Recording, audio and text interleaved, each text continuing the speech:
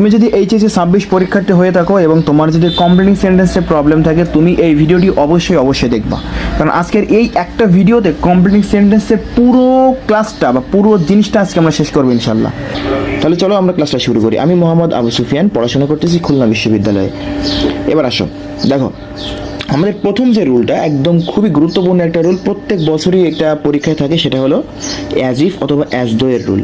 As if বা as though যদি কোনো বাক্যে থাকে তাহলে দুইটা স্ট্রাকচার এখানে মাথায় রাখতে হয় তোমার। দেখো অ্যাজ ইফ অ্যাজ দো এরা বাক্যে যখন মাঝখানে, দুইটা বাক্যের মাঝখানে বসে, তখন প্রথম অংশ যদি আমার প্রেজেন্ট ইনডিফিনাইট টেন্সে হয়, পরের অংশ পাস্ট ইনডিফিনাইট হবে। খুবই গুরুত্বপূর্ণ কথা, প্রথম অংশ প্রেজেন্ট ইনডিফিনাইট হলে পরের অংশ past indefinite. But as if as though এর আগে যদি কোনোভাবে পাস্ট ইনডিফিনাইট থাকে তাহলে পরবর্তীতে পাস্ট পারফেক্ট করতে হবে।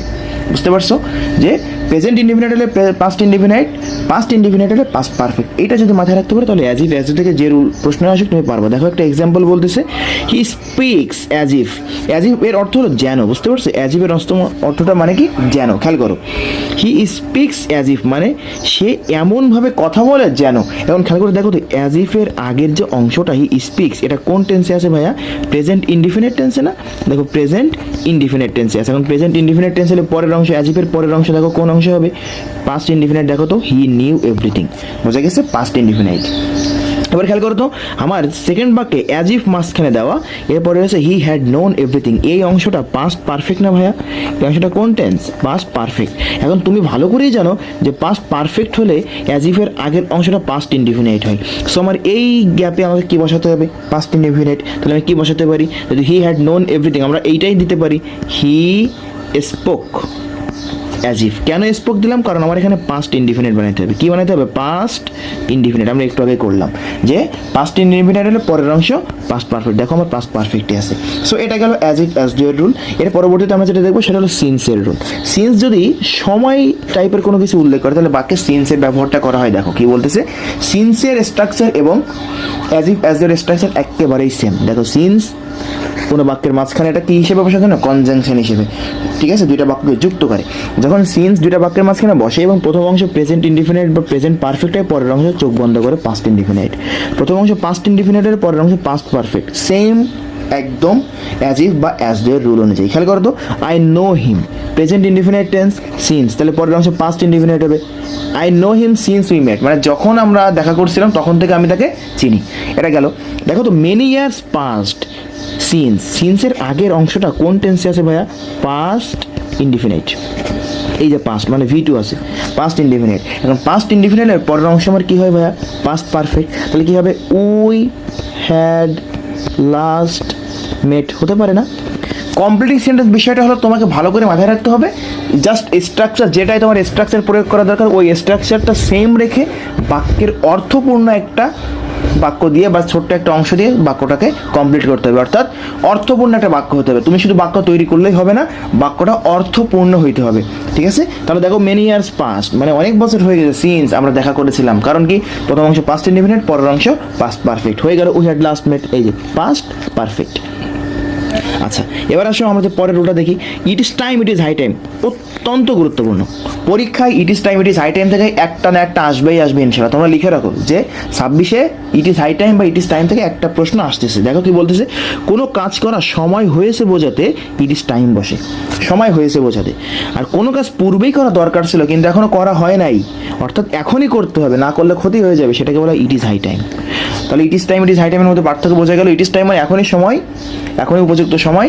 আর একটা ছিল যে কোনো কাজ করার দরকার ছিল আগে বাট করা হয় নাই, এখন না করলে হবে না, এটা মোর ইম্পর্টেন্ট। তাহলে এটা হলো ইট ইজ হাই টাইম। তাহলে it is time, it is high টাইমের রুলটা কি দেখো, ইট ইজ টাইম বা ইট ইজ হাই টাইমের পরে 2+v অর্থাৎ ইনফিনিটিভ বানাই দিব আমরা। কি দিব? ইনফিনিটিভ। ইনফিনিটিভ অর্থাৎ 2+v দিয়ে একটা অর্থপূর্ণ জিনিস বসালেই হয়ে যাবে। বাট এখানেও বাট আছে, সেটা হলো ইট ইজ টাইম বা ইট ইজ হাই টাইমের পরে যদি সাবজেক্ট থাকে, খুবই সূক্ষ্ম একটা ব্যাপার, যদি it is time it is high টাইমের পরে সাবজেক্ট থাকে, তোমার প্রশ্ন যদি দেওয়া সাবজেক্ট থাকে তাহলে তারপরে 2+v দেওয়া যাবে না, তারপরে দিতে হবে v2। কি দিতে হবে? v2 অর্থাৎ ভার্বের 2 নম্বর past tense.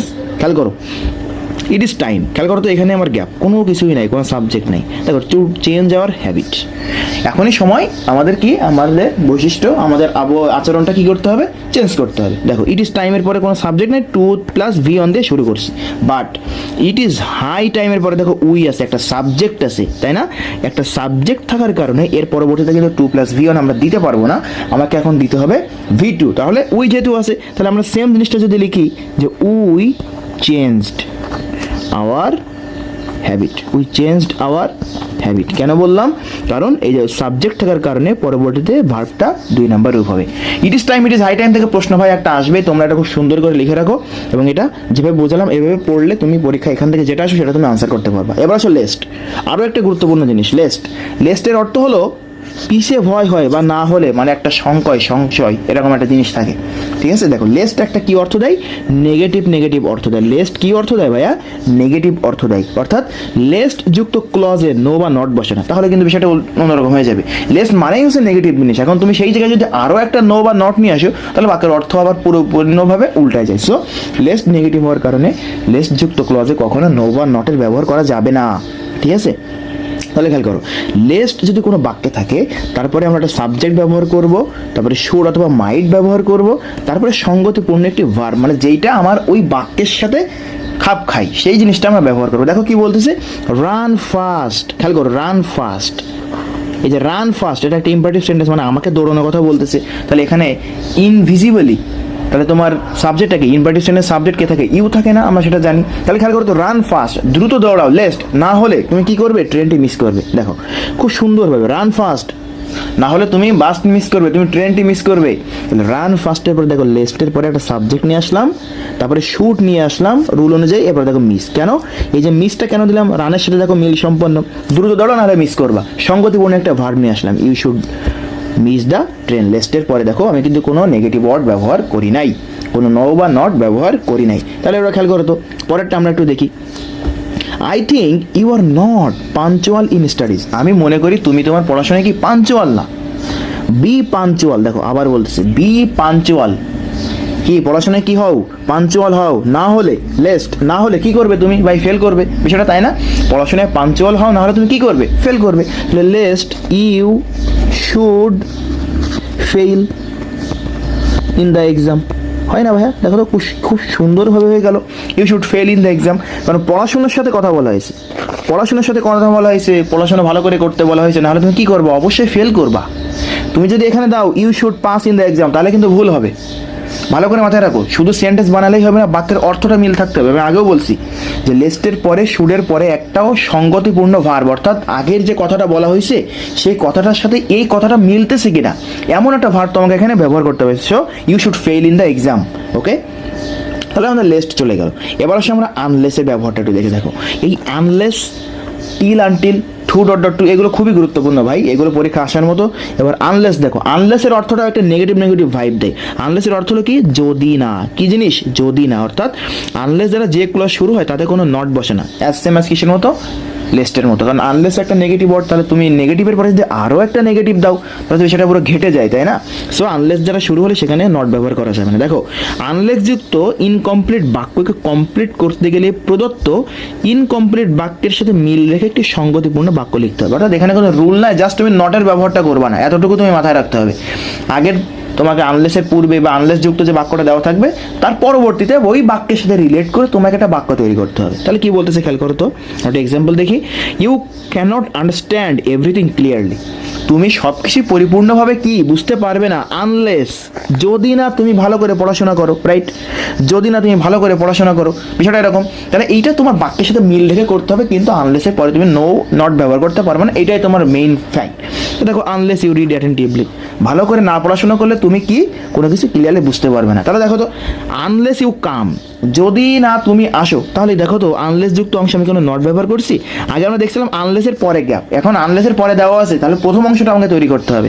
Unless you come, যদি না তুমি আসো, তাহলে কি আমি যাব না, তাহলে এই অংশটা দেখো আমার কি হবে, নেগেটিভ হবে। যেহেতু আনলেস যুক্ত অংশটা আমাকে দেওয়াই আছে, তাহলে আনলেসের সাথে অপর যে অংশটা থাকে সেইটা থাকে হচ্ছে আমার নেগেটিভ, খেয়াল করে, you can not understand everything. এইখানে দেখো ক্যান নট আসছে, কারণ আনলেসের আগে তখন আমার আনলেস দেওয়া আছে যেটা আমার কোনো নেগেটিভ ওয়ার্ড ব্যবহার করা যাবে না, তাহলে যেটা নাই সেখানে নেগেটিভ ব্যবহার করতে হবে। আনলেস ইউ কাম, যদি না তুমি আসো তাহলে কি আমি যাবো না, তাহলে কি হবে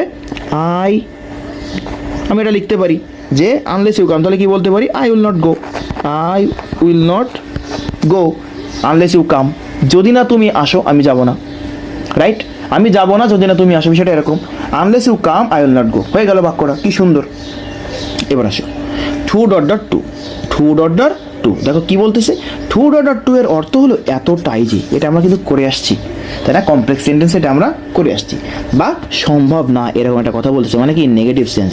তাহলে সাবজেক্ট, এখানে এক্সাম্পল দেখো, সাবজেক্ট এবারে ভার্ব, তারপরে অ্যাডজেক্টিভ বা অ্যাডভার্ব যদি থাকে, তারপরে টু প্লাস সঙ্গতিপূর্ণ একটি ভার্ব, বুঝা গেছে? এরপরে কি করতে হবে, যদি কোনো একটা জায়গায় টু ডট ডট টু থাকে তাহলে তারপরে আমাকে কি করতে হবে, এমন একটা সেন্টেন্স থাকলে সাবজেক্ট নিতে হবে, তারপরে একটা ভার্ব নিতে হবে, তারপরে একটা অ্যাডজেক্টিভ বা অ্যাডভার্ব আনতে হবে ওই বাক্যের সাথে মিল রেখে, তারপরে টু আনতে হবে, তারপরে সঙ্গতিপূর্ণ একটি ভার্ব। আরও একটা স্ট্রাকচার হলো সাবজেক্টের পরে ভার্ব, তারপরে টু, তারপরে অ্যাডজেক্টিভ বা ফর। এখন খেয়াল করো, ঝামেলাটা হয়েছে এইখানে, কি বলতেছে, যদি সাবজেক্টের পরে ভার্ব থাকে, তারপরে যদি টু থাকে, তারপরে অ্যাডজেক্টিভ অ্যাডভার্ব থাকে, তারপরে আবার ফর আছে, এই ফর থাকলে তারপরে একটা পার্সোনাল প্রোনাউন আনতে হবে। ফর থাকলে তারপরে কি আনতে হবে ভাইয়া, পার্সোনাল প্রোনাউন। দেখো পার্সোনাল প্রোনাউন কোনগুলো, এটা তোমরা জানো, মি, আস, ইউ, দেম, হিম, হার ইত্যাদি, অথবা যে কোনো একটা নাম এখানে তোমাকে আনতে হবে, তারপরে টু, তারপরে সঙ্গতিপূর্ণ একটি ভার্ব। এইটা হচ্ছে টু ডট টু এর রুল, দুইটা রুল। দেখো আমরা একটু বলি, হি ইজ টু উইক, খেয়াল করো তো, হি ইজ টু উইক, এখানে হবে টু, ঠিক আছে, he is too weak to walk, খেয়াল করো তো, টু উইক, টু আছে, তারপরে একটা অ্যাডজেক্টিভ অ্যাডভার্ব আছে, তারপরে টু প্লাস কি আছে, V1, দেখো আমরা করছিলাম টু প্লাস সঙ্গতিপূর্ণ একটি ভার্ব, রাইট? টু প্লাস সঙ্গতিপূর্ণ একটি ভার্ব। এখানে একটা জিনিস বাদ গেছে, সাবজেক্টের পরে ভার্ব, তারপরে টু ডট ডট টু, এখানে একটা টু হবে, বুঝতে পারছো? এখানে একটা টু যাবে, টু এর পরে অ্যাডজেক্টিভ বা অ্যাডভার্ব, তারপরে টু, তারপরে সঙ্গতিপূর্ণ একটি ভার্ব। দেখো আমাদের বাক্যটা পুরোপুরি সেম, টু আছে প্রথমে, ভার্ব ইজ, তারপরে টু হলো আমার সেই মানে স্ট্রাকচার অনুযায়ী যেটা, তারপরে উইকটা হলো অ্যাডজেক্টিভ, তারপরে দেখো টু প্লাস একটা সঙ্গতিপূর্ণ ভার্ব দিয়ে দিছি, কারণ টু এর পরে ভার্বের এক নম্বর উপায় এটা তোমরা জানো। বাট পরেরটা দেখো কি বলতেছে, the poem is too difficult for, এবার দেখো ফরের ব্যবহার, রাইট? আমরা একটা করে আসছিলাম ফরের ব্যবহার, ফরের ব্যবহার হলে একটা পার্সোনাল প্রোনাউন আনতে হবে যেটা বাক্যের সাথে মিল সম্পন্ন। The poem is too difficult, কবিতাটা খুবই কঠিন, ফর কার জন্য, তার জন্য, কি করতে, মুখস্থ করতে, রাইট? তাহলে the poem is too difficult for me, আমি বলতে পারি, ধরো ফর মি, আমি আমার জন্য বলতে পারি, the poem is too difficult for me to memorise, to memorise. দেখো কবিতাটা আমার জন্য খুবই কঠিন মুখস্থ করার জন্য, বা কবিতাটা খুবই কঠিন আমার জন্য মুখস্থ করতে, বিষয়টা এরকম।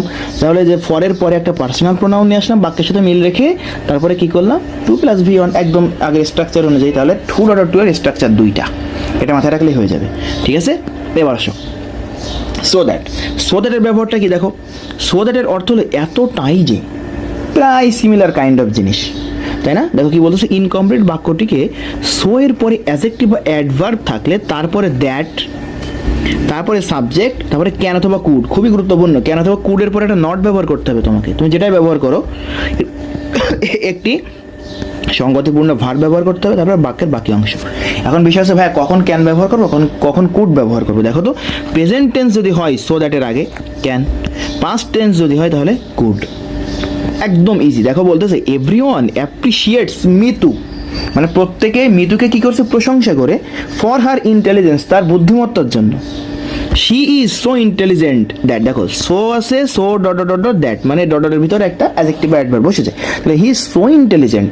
তাহলে খেয়াল করো তো, হি ইজ এই বাক্যটা পাস্ট প্রেজেন্ট টেন্সে আছে না কোন টেন্স আছে ভাইয়া, প্রেজেন্ট টেন্সে। এখন প্রেজেন্ট টেন্সে থাকলে, বাক্যটা যদি প্রেজেন্ট টেন্সে থাকে তাহলে আমরা কি ব্যবহার করবো, সো এর পরে, সো দ্যাটের পরে ক্যান ব্যবহার করবো, কি ব্যবহার করবো, ক্যান। আর পাস্ট হলে কুড। তাহলে দেখো তো, that he can not fail in the exam, মানে সে এতটাই বুদ্ধিমান যে, এতটাই সে বুদ্ধিমতী যে, তাহলে কি হতে পারে, সে পরীক্ষায় ফেল করবে না। সো দ্যাটের পরে ক্যান, কুড, ওর পরে একটা নট। এখন কুড কেন দিলাম না, কারণ এটা প্রেজেন্ট টেন্স, পাস্ট হলে কুড ব্যবহার করতাম, বাক্যের সাথে মিল রেখে একটা জিনিস বসাই দিলাম। সো কমপ্লিটিং সেন্টেন্সে তোমাকে মাথায় রাখতে হবে, তোমাকে বাক্যের মিনিংটা আগে করতে হবে সবার আগে। তুমি যদি বাক্যের মিনিং ধরতে না পারো, তুমি যদি বাক্যের ভোকাবুলারি বা বাক্যের ভিতরে যে ওয়ার্ডগুলো দেওয়া আছে সেই ওয়ার্ডগুলো ভালো করে না ধরতে পারো, এক কথা মিনিং না করতে পারলে ভাই তোমার যদি হাজারগুলো স্ট্রাকচার মুখস্থ থাকে তাও তুমি করতে পারবে না। সো এখন থেকে বেশি বেশি প্র্যাকটিস করো যে কীভাবে বাক্যের মিনিংটা ধরে সেই অনুযায়ী একটা স্ট্রাকচার বা সেই অনুযায়ী একটা বাক্য ইনকমপ্লিট বাক্যকে কমপ্লিট করা যায়। এবার আসে সো দ্যাট। আগে বলছিলাম সো ডট ডট দ্যাট, এবার ডিরেক্ট সো দ্যাট। সো দ্যাটের পরে কি বলতেছে দেখো, সো দ্যাটের অর্থ হলো যাতে। ইনকমপ্লিট সেন্টেন্সের শেষে সো দ্যাট থাকলে তারপরে প্রথমে সাবজেক্ট আসে, কি আসে ভাইয়া? সাবজেক্ট, তারপরে মে অথবা ক্যান অথবা মাইট অথবা কুড, এরপরে অর্থপূর্ণ একটি ভার্ব। সেম জিনিস কি বলতেছে দেখো, সো দ্যাটের আগের ক্লজ, সো দ্যাটটা একটা ক্লজ কোন সেন্টেন্সে বসে ভাইয়া? কমপ্লেক্স সেন্টেন্সে। কোন সেন্টেন্সে বসে?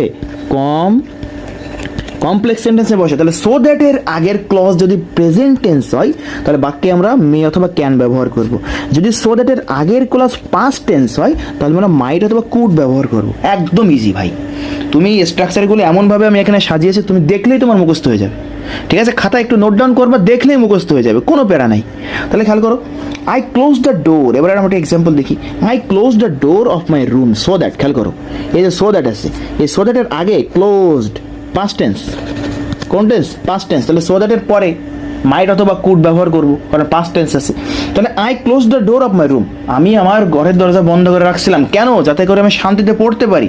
দেখো, I could read in peace, এই যে কুড দিয়েছি, বা মাইটও দিলেও হতো, বুঝতে পারছো? বাট দেখো, he studies medicine, he studies medicine so that. So দ্যাটের আগে দেখো স্টাডিজ আছে, একটা কোন টেন্স? Present tense. কোন টেন্স ভাইয়া? Present tense. এখন প্রেজেন্ট টেন্স থাকলে পরবর্তী সো দ্যাটের পরে মে অথবা ক্যান ব্যবহার করি। তাহলে he studies so that, say medicine নিয়ে পড়েছিল, কারণ কি? যাতে করে সে কি তার গরিব লোকদের সেবা দিতে পারে, বা সে তার গ্রামে সেবা দিতে পারে। তাহলে কি বলতে পারি? হি studies medicine so that he can serve his villagers dot dot dot, his villagers হয়ে গেল। কারণ ক্যান দিলাম কেন? তার আগে আছে আমার প্রেজেন্ট টেন্স। ওকে, তাহলে so that, so dot dot that, to অথবা টু এর ভিতর থেকে যে কোনো একটা পরীক্ষায় আসতেছে, যেভাবে শিখিয়ে দিলাম এইভাবে পড়লে তুমি এখান থেকে ইনশাল্লাহ আনসার করতে পারবা। এরপরে আসো টিল আনটিল। টিল আনটিলের মিনিং হচ্ছে যতক্ষণ পর্যন্ত। টিলের মিনিংটা হলো কি? যতক্ষণ পর্যন্ত। আর আনটিলের মিনিং হলো যতক্ষণ পর্যন্ত না। বোঝা গেছে? দেখো, টিল আনটিল যুক্ত ইনকমপ্লিট সেন্টেন্সকে কমপ্লিট করতে হলে একটা অর্থপূর্ণ বাক্য যোগ করতে হয়, খুবই গুরুত্বপূর্ণ কথা।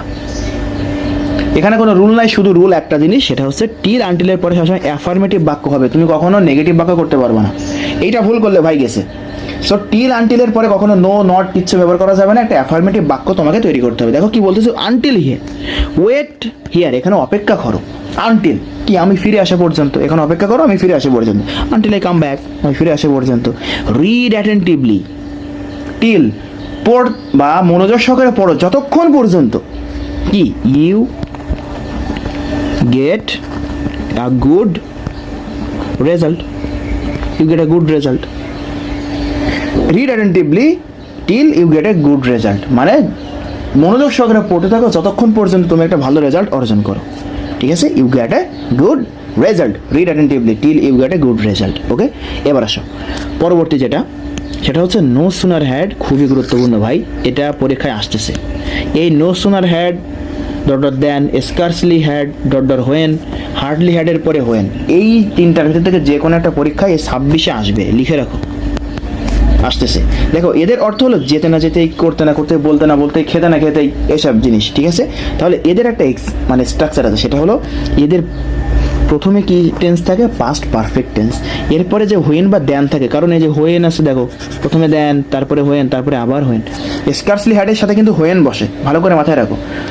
হার্ডলি হ্যাডের সাথে হোয়েন বসে, নো সুনার হ্যাডের সাথে দ্যান বসে। ওকে, তাহলে দেখো তো, এদের পরে যখন হোয়েন বা দ্যান থাকে তারপরে পাস্ট ইনডিফিনাইট হয়। প্রথম অংশ প্রেজেন্ট ওই পাস্ট পারফেক্টে হয়, পরের অংশ পাস্ট ইনডিফিনাইটে হয়। তাহলে দেখো তো কি বলতেছে ভাইয়া, scarcely had we reached the station, scarcely had we reached the station. তাহলে কি হতে পারে? Then the train left, right? Scarcely had we got out of home, কি হতে পারে? স্কার্সলি হ্যাড, সরি এখানে তো দেন হবে না, এখানে হবে হলো তোমার হোয়েন। বোঝা গেছে? Scarcely had we reach the station, এখানে হবে when. Scarcely had we reach the station when the train left, মানে আমরা স্টেশনে পৌঁছাতে না পৌঁছাতে ট্রেনটি কি ছেড়ে চলে গেল। তাহলে স্কার্সলি হ্যাড আবার দিছে, তাহলে এখানে আমার হোয়েন দিয়ে শুরু করতে হবে। যে scarcely had we got out of home, যখনই আমরা বাইরে বা আমাদের বাড়ির বাইরে যেতে না যেতে কি শুরু হয়ে গেল, বৃষ্টি শুরু হয়ে গেল। When the rain started, past indefinite বানিয়ে দিলাম, হয়ে গেল। Scarcely had we got out of home when the rain started. স্কার্সলি হ্যাডের পরে হোয়েন বসে, হার্ডলি হ্যাডের পরে হোয়েন বসে, নো সুনার হ্যাডের পরে দেন বসে। বুঝতে পারছো? এবার আসো দো অলদো, কমপ্লেক্স সেন্টেন্সের ব্যাপারে। দো অলদো কোথায় বসে? দো অলদো এর অর্থ হলো যদি, এই জিনিস যদিও। দো অলদো এর অর্থ কি? যদিও। এগুলো দ্বারা দুইটি ক্লজ যুক্ত হয়, এরা বিপরীতধর্মী অর্থ দেয়। তার মানে কি দো অলদো এর সাথে পরপর দুইটা বিপরীতধর্মী জিনিস যুক্ত হয়। কি বলতেছে দেখো, যে ক্লজটি দেওয়া থাকে তার সাথে মিল রেখে অপর ক্লজটি লিখতে হয়। অর্থাৎ দো অলদো এর আগে পরে যে ক্লজটা দেওয়া থাকুক তার সাথে মিল রেখে যেটা ইনকমপ্লিট সেটাকে কমপ্লিট করতে হবে।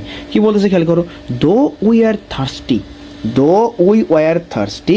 We could not drink impure water. দেখো দো উই আর থার্স্টি, দো এর পরে কি বলতেছে, যদিও আমরা কি তৃষ্ণার্ত ছিলাম তবুও আমরা কি করিনি, তবুও আমরা কোনো পানিবান বা তবুও আমরা কোনো বিষাক্ত বা কি জিনিস অবিশুদ্ধ রাইট জিনিস আমরা কি করিনি, পান করিনি। এই যে we could not drink impure water. Though it is uncertain, যদিও একটা অনিশ্চিত ছিল, we are still trying to achieve our goal, আমরা তারপরেও চেষ্টা করতেছি আমাদের গোলটা কি অ্যাচিভ করার জন্য। দো ইট ইজ আনসার্টেন, যদিও একটা অনিশ্চিত তবুও আমরা কি চেষ্টা করতেছি, আমাদের গোলটা অর্জন করার চেষ্টা করতেছি। অর্থাৎ দেখো দো অলদের সাথে দুইটা বিপরীতধর্মী জিনিস। দো ইট ইজ আনসার্টেন, যদিও এটা অনিশ্চিত তারপরেও আমরা কাজ করতেছি, দুইটা বিপরীতধর্মী জিনিস। দো উই আর থার্স্টি, যদিও আমরা কি ছিলাম, তৃষ্ণার্ত ছিলাম, তবুও আমরা কি নোংরা জল খাইনি।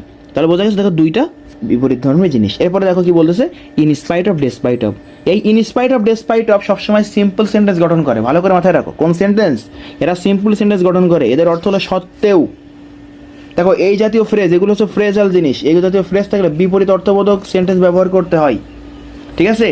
দো অলদো এর মতো কি জিনিস দেখো, in spite of being poor, মানে গরিব হওয়া সত্ত্বেও। তাহলে কি হতে পারে তুমি চিন্তা করতো, গরিব হওয়া সত্ত্বেও সে কি করতে পারে? হি manage to send his children to the school, মানে সে গরিব হওয়া সত্ত্বেও তার ছেলে মেয়েদেরকে কি স্কুলে পাঠাতে সক্ষম হয়েছে। বিষয়টা এরকম হতে পারে। আমরা এরকম বলতে পারি যে in spite of his being poor, যে সে কি গরিব হওয়া সত্ত্বেও সে কি ছিল না, অসৎ ছিল না। এরকম আমরা বলতে পারি, দুইটা আলাদা আলাদা জিনিস করতে পারি। দেখো এবারে বলতেছে in spite of all facilities, in spite of having all facilities, অর্থাৎ সকল প্রকার সুযোগ সুবিধা থাকা সত্ত্বেও দ্য বয় কি করতে পারলো না, দ্য বয় দেখা যাচ্ছে ভালো করতে পারলো না। তাহলে কি বলতে পারি, in spite of being all facilities the boy could not do well, হতে পারে could not do well in the exam, আমি লিখতে পারি could not do well in the exam. কি সহজে হয়ে যাবে, জাস্ট বাক্যের মিনিংটা ধরো, তারপরে নিজের মতো করে একটা বাক্য তৈরি করো, যদি স্ট্রাকচার থাকে সেই স্ট্রাকচারটা ফলো করো। তাহলে এরপরে আসো ইনস্টিড অফ অথবা ইন লাইউ অফ, খুবই গুরুত্বপূর্ণ। এটাও কি সেন্টেন্স গঠন করে দেখো, সিম্পল সেন্টেন্স। এদের অর্থ পরিবর্তে, একটি জিনিসের পরিবর্তে যখন অন্য একটি জিনিস পছন্দ করা বা নেওয়া বোঝায়, মানে একটির সাথে দুটা জিনিস আছে, আমি আরেকটা জিনিস নিলাম, সেই জিনিসটাকে উপেক্ষা করে, তখন আমরা ইনস্টিড অফ ব্যবহার করি।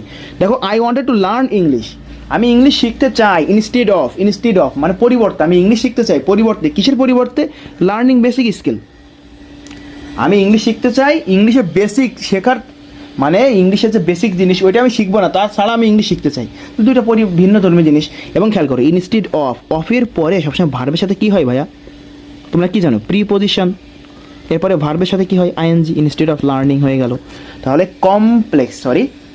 কমপ্লিটিং সেন্টেন্সে রাইট ফর্ম অফ ভার্বের বিশাল রুল আছে ভাই, বিশাল রুল। কমপ্লিটিং সেন্টেন্স পড়তে গেলে তোমাকে প্রচুর পরিমাণে রাইট ফর্ম অফ ভার্ব, ভালোভাবে রাইট ফর্ম অফ ভার্বের যে রুলগুলো গুরুত্বপূর্ণ। অর্থাৎ রাইট ফর্ম অফ ভার্ব পড়লে কমপ্লিটিং সেন্টেন্স পড়া যায়, কমপ্লিটিং সেন্টেন্স পড়লে রাইট ফর্ম অফ ভার্বও পড়া যায়। এবার আছে because of, on account of, owing to বা ডিউ টু। বিকজ অফ গুরুত্বপূর্ণ, তোমাদের পরীক্ষায় বিকজ অফ আসতে পারে। এবার দেখো এর অর্থ হলো কারণে বা জন্যে। এগুলো সিম্পল সেন্টেন্স গঠন করে, এদের পরে নাউন ফ্রেজ বসে। এখন নাউন ফ্রেজ কি, তোমরা যারা নাউন ফ্রেজ চেনো না, আমার পেজে দেখবা ভিডিও দেওয়া আছে বা আমার চ্যানেলে ভিডিও দেওয়া আছে, সেখানে দেখে নিতে পারবো নাউন ফ্রেজটা কি। এদের পরে বাক্যের অর্থ মিল রেখে সাবজেক্ট ক্যান অথবা কুড, এরপরে নট বসবে। তাহলে ক্যান, কুড, নট, তুমি সেটা ভালো করে বুঝতে পারছো। কুড নট কখন পাস্ট হলে, ক্যান কখন প্রেজেন্ট হইলে। দেখো বিকজ অফ হিজ ইলনেস মানে শারীরিক অসুস্থতার জন্য, he could not complete his homework, মানে শারীরিক অসুস্থতার জন্য সে কি তার বাসার কাজ শেষ করতে পারে নাই। মিল সম্পন্ন একটা বাক্য দিয়ে দিলাম, ঠিক আছে। হি কুড নট, কারণ because of his illness he could not complete his homework. এবার আসো, because of her being small, মানে খাটো হওয়ার কারণে, সে শর্ট হওয়ার কারণে, সে কোথায়, ধরো আমি এরকম বলতে পারি, সে শর্ট হওয়ার কারণে সে ছাদের রেলিংয়ে ঠেই পেল না, বা সে বইটি পাঠতে পারলো না, তাহলে কি বলতে পারি, because of her being small, her যেহেতু বলতে তাহলে she, because of her being small she can not, ধরো আমি কি বলতে পারি, এখানে কি বলতে পারি, she can not pick the book, এটা আমি বলতে পারি, সে বইটি কি পিক করতে পারলো না, শর্ট হওয়ার কারণে সে বইটি পিক করতে পারলো না। হয়ে গেল খুব সহজেই। এবারে আসো ইন কেস, এই ইন কেস মানে হলো যদি, ইন কেস মানে কি যদি, ইন কেস যুক্ত সাবঅর্ডিনেট ক্লজটি প্রিন্সিপাল ক্লজের কারণ নির্দেশ করে, কি নির্দেশ করে, কারণ নির্দেশ করে। তাই প্রিন্সিপাল ক্লজের সাথে মিল সম্পন্ন একটা বাক্য, অর্থাৎ ইনকেস যে একটা কনজাংশন, এর আগে একটা ক্লজ থাকে, পরে একটা ক্লজ থাকে, এখন ইনকেসের আগের যে ক্লজটা থাকে সেটা অনুযায়ী একটা মিল সম্পন্ন আর একটা ক্লজ তোমাকে লিখে বাক্যটা কমপ্লিট করতে হয়। ইনকেস যুক্ত ক্লজটি সবসময় প্রেজেন্ট টেন্স হবে, অর্থাৎ ইনকেসের পরে যেটা তোমরা লিখবা সেটা সবসময় ট্রাই করবা প্রেজেন্ট টেন্সে লেখার। কি বলতেছে, ইউ আর নাও সিক, তুমি এখন অসুস্থ, ইউ আর নাও সিক, তুমি এখন অসুস্থ, কল মি, আমাকে কল করো, যদি, ইন কেস যদি, কী হতে পারে, your condition gets worse than yesterday, তুমি এখন অসুস্থ, আমাকে কল করো যদি তোমার অবস্থা আরও অবনতির দিকে যায় বা খারাপ হয় গতকালকের থেকে। বুঝতে পারছো, দেখো ইনকেসের পরে, এই যে ইনকেসের পরে পরবর্তী যে ক্লজটা কন্ডিশন গেটস, দেখো প্রেজেন্ট টেন্সে রাখছি, কোন টেন্সে, প্রেজেন্ট টেন্স। বুঝতে পারছো, দেখো কল মি, এটা হলো আমার প্রিন্সিপাল ক্লজ, তাহলে প্রিন্সিপাল ক্লজ এর সাথে মিল রেখে একটা করতে হবে। তার আগে একটা জিনিস, ইউ আর নাও সিক, তুমি এখন অসুস্থ, তাহলে এর সাথে তুমি কি এখন দিবা যে যদি তুমি এখন অসুস্থ, কল, আমাকে কল দিও যে তুমি বেড়াতে যাও, অসুস্থ থাকলে কেউ বেড়াতে যায় না, সে কল দেয় কি যদি তার কোনো বিপদ হয়, সেই ক্ষেত্রে বিষয়টা এরকম হয়। তাহলে you are now sick, call me in case your condition gets worse than yesterday, অর্থাৎ মিল সম্পন্ন একটা বাক্য তোমাকে এখানে লিখতে হবে। এরপর আসো আই উইশ বা উড দ্যাট, আই উইশ বা উড দ্যাট, এটা খুবই গুরুত্বপূর্ণ। আই উইশের অর্থ হলো অসম্ভব ইচ্ছা বা আকাঙ্ক্ষা, এদের পরে সাবজাংটিভ বা পাস্ট টেন্স ব্যবহার করা হয়।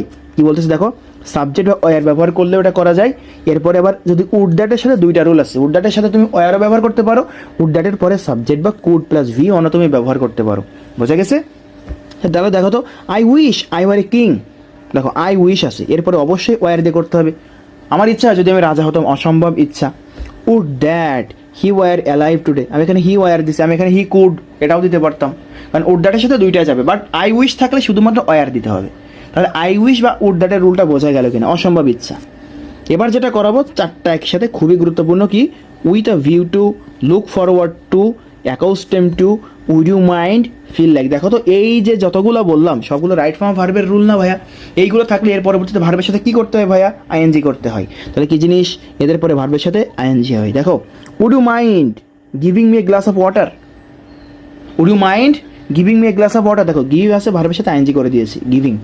I want to be a doctor with a view to, আমি একজন ডাক্তার হতে চাই উইথ এ ভিউ টু, কোন উদ্দেশ্যে, যাতে করে আমি লোকজনকে কি সেবা করতে পারি, উইথ এ ভিউ টু আমি সার্ভিং দিতে পারি, serving the poor people, serving the poor people, right, কারণ ভার্বের সাথে আইএনজি করতে হবে। ফিল লাইকের পরে ভার্বের সাথে আইএনজি হতে পারে, ঠিক আছে। এরপরে আসো সবচেয়ে গুরুত্বপূর্ণ কমপ্লিটিং সেন্টেন্সের কন্ডিশনাল সেন্টেন্স, সবচেয়ে গুরুত্বপূর্ণ কন্ডিশনাল সেন্টেন্স। এখান থেকে একটা প্রশ্ন আসবেই আসবে। এখন কন্ডিশনাল সেন্টেন্স কি, ইফ বা আনলেস যুক্ত বাক্য, অর্থাৎ শর্তযুক্ত বাক্য। কন্ডিশনাল সেন্টেন্স মানে কি ভাইয়া, শর্তযুক্ত বাক্য, রাইট। তাহলে শর্তযুক্ত বাক্য যদি হয় তাহলে কন্ডিশনাল সেন্টেন্স এখন কয় প্রকার, দেখো কন্ডিশনাল সেন্টেন্সে শুধু যে ইফ থাকে তা না, আনলেসও থাকতে পারে। কন্ডিশনাল সেন্টেন্স হলো 4 প্রকার, zero conditional, first conditional, second conditional, third conditional. তোমরা যারা 3 প্রকার কন্ডিশনাল জানো তারা আসলে ভুল জানো, কন্ডিশনাল টোটাল 4 প্রকার, জিরো, ফার্স্ট, সেকেন্ড, থার্ড। এবার আসলে আমরা একটু ব্যাখ্যা করি। জিরো কন্ডিশনালটা কি, এপার ওপার সমান, দুইটা ক্লজ, মানে দুইটা ক্লজ, একটা শর্তযুক্ত একটা প্রিন্সিপাল, তাহলে দুইটা ক্লজে সমান হতে হবে, এপার ওপার সমান, অর্থাৎ এই পাশে যদি পাস্ট হয় প্রেজেন্ট হয়, ওই পাশে প্রেজেন্ট হবে। বুঝতে পারছো, দেখো এরা কারা, অভ্যাসগত কর্ম ইউনিভার্সাল ট্রুথ বা সাইন্টিফিক ট্রুথ, অর্থাৎ অভ্যাসগত কর্ম চিরন্তন সত্য বা বৈজ্ঞানিকভাবে প্রমাণিত হলে তখন সেটা জিরো কন্ডিশনাল। দেখো কি বলতেছে, ইফের পরে প্রেজেন্ট ইনডিফিনিট হবে, পরে আবার প্রেজেন্ট ইনডিফিনিট হবে, কারণ এপার ওপার সমান হবে। দেখো ইফ ইট ইজ উইন্টার, ভাই শীতকালে কী লাগে আমাকে একটু বলো তো, গরম লাগে না ঠান্ডা লাগে? ঠান্ডা লাগে। শীতকালে কী লাগে? ঠান্ডা লাগে। তাহলে if it is winter it feels cool, তাহলে এটা জিরো কন্ডিশনাল, কারণ দেখো এই পাশেও প্রেজেন্ট টেন্স, এ পাশে প্রেজেন্ট টেন্স, বুঝতে পারছো? এ পাশে প্রেজেন্ট, এ পাশে প্রেজেন্ট। এবার হচ্ছে ফার্স্ট কন্ডিশনাল। ফার্স্ট কন্ডিশনালটা কি দেখো, ফার্স্ট কন্ডিশনাল হলো ইফের পরে প্রেজেন্ট ইনডিফিনিট টেন্স হবে, মানে ইফ যুক্ত অংশটা প্রেজেন্ট ইনডিফিনিট হবে, পরের অংশটা ফিউচার ইনডিফিনিট হবে। খুবই গুরুত্বপূর্ণ কথা।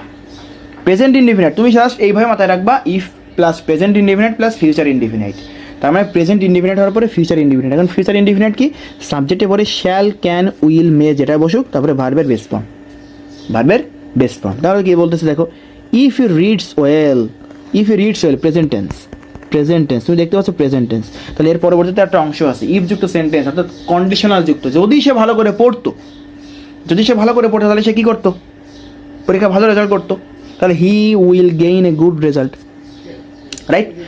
হি ইফ রিডস ওয়েল, যদি সে ভালো করে পড়ে তাহলে সে পরীক্ষা ভালো রেজাল্ট করবে। তাহলে দেখো তো এবার ফিউচার, এখন ফিউচার হলে সেটা কি, ফার্স্ট কন্ডিশনাল। প্রেজেন্ট টেন্স, এ পাশে প্রেজেন্ট ইনডিফিনাইট, এ পাশে ফিউচার ইনডিফিনাইট, ফার্স্ট কন্ডিশনাল। এরপরে আসো সেকেন্ড কন্ডিশনাল। সেকেন্ড কন্ডিশনাল কি বলতেছে, সেকেন্ড কন্ডিশনাল মিনিংটা হলো দেখো, ইফের পরে পাস্ট ইনডিফিনাইট, তারপরে subject plus would, could, might plus V one. খুবই গুরুত্বপূর্ণ। ইফের পরে যদি দেখো এমন একটা সেন্টেন্স তোমাকে দিয়েছে যেখানে ইফের পরে পাস্ট ইনডিফিনিট টেন্স আছে, তাহলে পরবর্তী অংশটা তোমাকে চোখ বন্ধ করে subject plus would, could, might plus V one দিয়ে শেষ করতে হবে। দেখো তো, if I was invited past indefinite tense, যদি আমাকে বা যদি আমাকে নিমন্ত্রণ করা হতো, আই উড গো দেয়ার, আমি সেখানে যেতাম। দেখো সাবজেক্ট, উড, ভি ওয়ান, তারপরে বাকি অংশ, বুঝতে পারছো? Second conditional. তারপর দেখো ইফ আই ওয়ার, যদি আমি তুমি হতাম past indefinite tense, I would handle the situation very carefully, আমি সিচুয়েশনটাকে খুব কেয়ারফুলির সাথে কী করতাম, হ্যান্ডেল করতাম। বোঝা গেছে? তাহলে I would go there, I would handle the situation very carefully, কারণ কি আগের অংশে পাস্ট টেন্স, পরের অংশ subject plus would, could, might plus V one. এরপরে আসো থার্ড কন্ডিশনাল। থার্ড কন্ডিশনালে অনেকগুলো জিনিস তোমাকে জানতে হবে। কি বলতেছে, ইফের পরে পাস্ট পারফেক্ট টেন্স যদি হয় তাহলে তার পরবর্তীতে subject plus would, could, might plus have plus V three, অর্থাৎ would have, could have, might have plus V three, যেটা দেবা সেটাই হবে। Past perfect, subject plus would have, could have, might have plus V three, একবারে সোজা third conditional. কি বলতেছে দেখো, দ্য ফিল্ম এন্ডেড ফ্যান্টাস্টিক্যালি, মুভিটাই খুব সুন্দরভাবে কি শেষ হয়েছিল। If you had enjoyed it, খেয়াল করো তো, if you had past perfect tense, if you had enjoyed it, তাহলে কি হতে পারে, ইউ উড হ্যাভ টকড। কেন বললাম, কারণ এটা যদি যেহেতু আমার পাস্ট পারফেক্ট, তাহলে পরবর্তীতে কী হবে, would have, could have, might have plus V one. যদি মুভিটি তোমার ভালো লাগতো, যদি তুমি মুভিটি এনজয় করতে, তাহলে কী বলতে, তুমি মুভিটির সম্পর্কে কথা বলতে, you would have talked about it, হয়ে গেল। উড হ্যাভের পরে ভি থ্রি, উড হ্যাভের পরে ভি থ্রি, দেখো would have, could have, might have plus V three, বোঝা গেছে? খুবই সহজে এটা হয়ে গেল। এরপরে আসো অতিরিক্ত কিছু অংশ আছে কন্ডিশনালের ভিতরে। কি বলতেছে, কোনো বাক্য যদি ওয়ার দিয়ে শুরু হয়, ভালো করে মাথায় রাখো, কোনো বাক্য যদি ওয়ার দিয়ে শুরু হয় তাহলে সেটি হবে সেকেন্ড কন্ডিশনাল। তাহলে সেটি হবে কি, সেকেন্ড কন্ডিশনাল। কোনো বাক্য ইফ না দিয়ে ডিরেক্ট ওয়ার দিয়ে শুরু হয়েছে, তাহলে সেটা কী হবে, সেকেন্ড কন্ডিশনাল। খুব ভালো করে মাথায় রাখো ভাই, কোনো বাক্য যদি ইফ দিয়ে শুরু না হয়ে ডিরেক্ট তোমার ওয়ার দিয়ে শুরু হয়, তবেও সেটা কী হবে ভাইয়া, সেকেন্ড কন্ডিশনাল, তবে সেটা কী হবে, সেকেন্ড কন্ডিশনাল। তাহলে দেখো এবার আর কি বলতেছে, ইফের পরিবর্তে যদি হ্যাড দিয়ে বাক্যটা শুরু হয়, এখন কোনো বাক্য হ্যাড দিয়ে শুরু হয়েছে, তাহলে সেটি কী হতে পারে, এরপরে আবার মনে করো ভার্বের 3 নম্বর রূপ আছে, হ্যাডের পরে ভার্বের 3 নম্বর রূপ কখন থাকে ভাইয়া, পাস্ট পারফেক্ট টেন্সে, তাহলে বুঝে নিতে হবে সেটা থার্ড কন্ডিশনাল। তাহলে সেটা কোন কন্ডিশনাল, থার্ড কন্ডিশনাল। দেখো কি বলতেছে, হ্যাড আই আর্নড মানে, দেখো আর্ন ভি থ্রি, এর আগে আবার হ্যাড দিয়ে শুরু হয়েছে, তাহলে এটা থার্ড কন্ডিশনাল। থার্ড কন্ডিশনাল সূত্রে কি তুমি কি জানো, পরের অংশে subject plus would have, could have, might have plus V three, I could have help the people. একদম ইজি। যদি আমার কাছে টাকা থাকতো, আমি যদি টাকা আর্ন করতে পারতাম, তাহলে আমি লোকদেরকে কী করতাম, সেবা করতাম বা সাহায্য করতাম। আবার হ্যাড দিয়ে বাক্য শুরু হলে যদি সাবজেক্টের পরে ভি থ্রি না হয় ভি টু হয়, ভালো করে বোঝো, হ্যাডের পরে ভি টু বা কোনো কিছুই নাই, ধরো হ্যাডের পরে কোনো কিছুই নাই, সাবজেক্টের পরে ভি থ্রি না হয়, তাহলে সেটা কী হবে, সেকেন্ড কন্ডিশনাল। দেখো had I wings of a bird, had I wings of a bird, যদি আমার কি পাখির ডানা থাকতো, I would fly in the sky, I would fly in the sky. দেখো কারণ এটা সেকেন্ড কন্ডিশনাল, হ্যাডের পরে কোনো ভার্ব নাই, তাহলে এটা পাস্ট টেন্স থাকলে সেটা কি হয় পরবর্তীতে subject plus would could might plus V one second conditional. So had দিয়ে দুইটা জিনিস মাথায় রাখতে হবে, হ্যাড দেখলে থার্ড কন্ডিশনাল এটা বলা যাবে না। হ্যাডের পরে যদি V3 থাকে তাহলে সেটা থার্ড কন্ডিশনাল, হ্যাডের পরে কোনো V3 না থাকে তাহলে সেটা সেকেন্ড কন্ডিশনাল। ঠিক আছে, এইবার এই যেটা অতিরিক্ত নীল কালারের যেটা, এটা টপ একটা ইনফরমেশন কি, অনেক সময় বাক্যে প্রোভাইডেড দ্যাট, প্রোভাইডিং দ্যাট অথবা প্রোভাইডেড বসে, এরাও ইফের মতো অর্থ দেয়। এদের পরে একটি সঙ্গতিপূর্ণ বাক্য যোগ করে কমপ্লিট করতে হয়। অর্থাৎ কোনো বাক্যে যদি তুমি দেখো প্রোভাইডেড আছে, প্রোভাইডেড দ্যাট থাকতে পারে বা প্রোভাইডিং দ্যাটও থাকে, তাহলে সেটা ইফের অর্থাৎ যদি এই অর্থটা দেয়। তাহলে কি জিনিস, সাকসেস ডিপেন্ডস, এখানে ডিপেন্ডস হবে, success depends on the poor use of time. ভালো কথা, you will surely succeed, you will surely succeed provided that, মানে যদি কি you are sincere about your time management, তুমি সাকসিড হবা লাইফে যদি তুমি তোমার টাইম ম্যানেজমেন্টে কী হও, সিনসিয়ার হও। তাহলে প্রোভাইডেড দ্যাট, প্রোভাইডিং দ্যাট বা প্রোভাইডেডের অর্থ পুরোটা ইফের মতো, যেটাই আসুক সঙ্গতিপূর্ণ একটা বাক্য লিখে বাক্যটা শেষ করবা। অর্থাৎ ভাইয়া তোমরা যারা এই এতক্ষণ অবধি ক্লাসটা করলে, আমি আশা করবো এই ক্লাসটা করার পরে তোমাদের আর কোনো সমস্যা থাকার কথা না। আমরা এখানে টোটাল 16টা মতো রুল করেছি। এই 16টা রুল করলে, এই 16টা রুল যদি তুমি ভালো করে করতে পারো, আমি যতটুকু যেভাবে পড়িয়েছি, তুমি পরীক্ষায় 5-এ 5 পাবা নিশ্চিত ভাইয়া। ইনশাল্লাহ পরীক্ষায় 5-এ 5 তুমি পাবা, এবং প্রশ্ন এই 16টা রুলের মধ্যেই আসতে হবে। সো যদি ভিডিওটি ভালো লেগে থাকে অবশ্যই পেজে একটা লাইক অথবা ফলো দিয়ে রাখবা, এবং ইউটিউব চ্যানেলে নতুন হয়ে থাকলে একটা সাবস্ক্রাইব করে পাশে থাকবা। আসসালামু আলাইকুম।